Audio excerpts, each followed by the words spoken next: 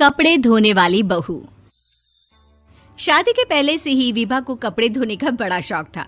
कभी नल के नीचे तो कभी तालाब के पास। अरे मेरी नीली वाली लुंगी नहीं दिख रही है।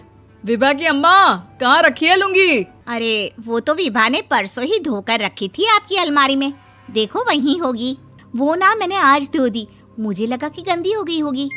अरे कैसे गंदी हो गई थी? उसे तो मैंने पहना भी नहीं। हे भगवान, इस लड़की के कपड़े धोने की आदत से परेशान हो गया हूँ मैं। जितना तो घर में राशन नहीं आता, उससे कहीं ज्यादा डिटर्जेंट पाउडर का खर्चा है।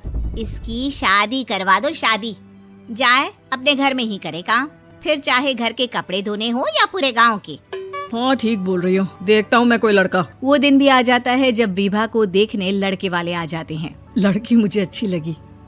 होने वाली सास कहती है, बेटी अगर कुछ पूछना है तो पूछ लो। वैसे तो हमारी लड़की बहुत ही शर्मीली है, जो बोल दो वो मान लेती है, इसे क्या पूछना होगा। अरे कैसी बात कर रही हो माँ, मुझे इन लोगों के घर रहना है, सवाल तो कई है। हाँ हाँ बेटा, पूछ लो ना, क्या पूछना है। आप लोगों के घर कपड़े कौन धोता है? सास का मुंह बन जाता है। देखो, अगर तुम ये कहना चाहती हो कि तुम्हें कपड़े धोने नहीं आते तो सुन लो, कपड़े मैं ही धोती हूँ, लेकिन तुम्हारे आ जाने के बाद मैं रुमाल तक नहीं धोऊंगी। अरे चुप रहना भाग्यवान, बहू बेचारी घर आई नहीं, उसे डराना शुरू कर दिया। वो क्या है ना बिटिया, अभी तक तो ये कल्लू की माँ ही धोती थी, लेकिन अब तुम्हारे पापा तो दहेज में वॉशिंग मशीन देंगे ही। तभी विभा की माँ बोल पड़ती है, सवाल भी पूछा तो क्या। वैसे भाई साहब, मशीन की तो फिर भी कपड़े धोने की कैपेसिटी होती है। मतलब जो बिटिया दे रहे हैं ना विभा, इसे कपड़े धोने का बहुत शौक है। ये आप लोगों के क्या, आस पड़ोस गांव मोहल्ले सबके कपड़े धो दे और उफ तक ना करे। बाहर देखा नहीं आपने कितने कपड़े सूख रहे हैं? सब हमारी बिटिया ने ही तो धोए हैं। बस भी करो ना माँ, शर्म आ रही इतनी तारीफ सुनकर।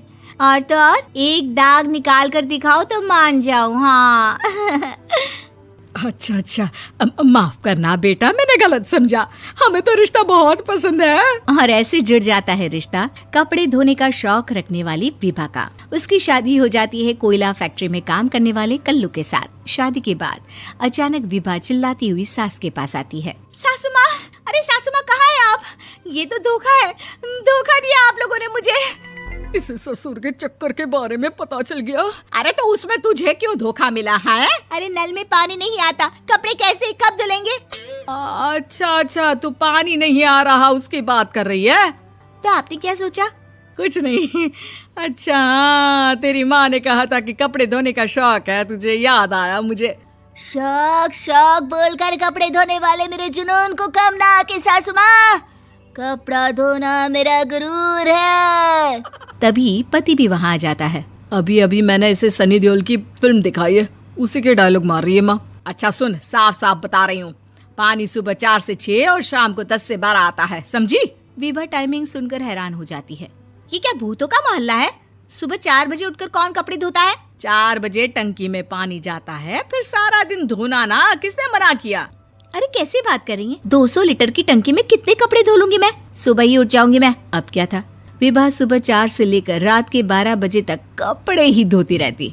एक रोज सास पड़ोस से निकलकर कहीं जा रही होती है कि साथ वाली कहती है, हाँ कल्लू की माँ, जरा ये बताओ कि 2 साड़ी है, 2 ब्लाउज और एक पेटीकोट और एक नाड़े वाला लंबा कच्छा। हाँ तो? अरे तो क्या, कितना लोगी धुलाई ये बताओ। धोबन दिख रहे हैं हम क्या? हमारे पति सरकारी नौकरी से अभी रिटायर हुए हैं और बेटा सुपरवाइजर है कोयला फैक्ट्री में। धोबन समझ रखा है हमें? हाय रे कल्लू की अम्मा, माफ कर दो, वो तो मोहल्ले में यही सब बता रहे थे कि तुमने बहू को कपड़ा धुलवाने के काम में लगा दिया है। सास को पड़ोसन की बात सुनकर गुस्सा आ जाता है। वो घर पहुंचती है जहां घर के बाहर ही इतने सारे कपड़े सूख रहे होते हैं जितने कि किसी धोबन के घर पर। अरे ओ कल्लू की दुल्हन, बाहर निकल। माँ जी यहीं आ जाओ, बाथरूम में चादर धो रहे हैं हम। अरे अभी हम धोते हैं, तुमको बाहर निकलो। ये आस पड़ोस वाले बोल रहे हैं कि हम बहू से कपड़े धुलवा कर उसे कपड़ा धोने वाली बना दिए हैं। अरे छोड़ो ना माँ जी, किन लोगों की बातों में आती हो? आस पास के लोगों का तो काम ही होता है कि वो किसी तरह सास बहू को लड़ा दे। बहू सारे घर के कपड़े धोती है, ये क्या कम है? बोलिए। सास को भी लग जाता है कि वो बहू का ये सनकीपन नहीं छुड़वा सकती, इससे अच्छा है कि खुद ही चुप हो जाए। एक रोज सास और बहू मंदिर जाते हैं, जहाँ सास की साड़ी वहाँ खड़ी भीख मांगने वाली से मिलती है। माँ जी क्या बात है, आपकी साड़ी उस भिखारन से कितनी मिल रही है ना? हाँ हाँ, देखो तो दोनों की साड़ी मिल रही है। क्या बात है कल्लू की अम्मा, तुम खुद को तो अफसर की बीवी बताती हो और ऐसी सिंपल सी प्लेन साड़ी पहनकर घूमती हो। सिंपल और प्लेन नहीं है ये साड़ी। तो क्या सोने के धागे से फूल बने हैं? कुछ भी सासू माँ, कुछ भी। हाँ, बने थे इस साड़ी में सोने के धागे से फूल। मेरे पति लेकर आए थे मद्रास से स्पेशली मेरे लिए 10,000 की। ताहे भाई साहब इस भिखारन के लिए भी सेम टू सेम साड़ी लेकर आए होंगे 10,000 की। सास उस वक्त कुछ नहीं कहती, लेकिन बहू के साथ घर आती है और अलमारी से एल्बम निकाल कर लाती है। ये साड़ी देख रही है, ये वही साड़ी है जिसे मैंने अभी पहना था।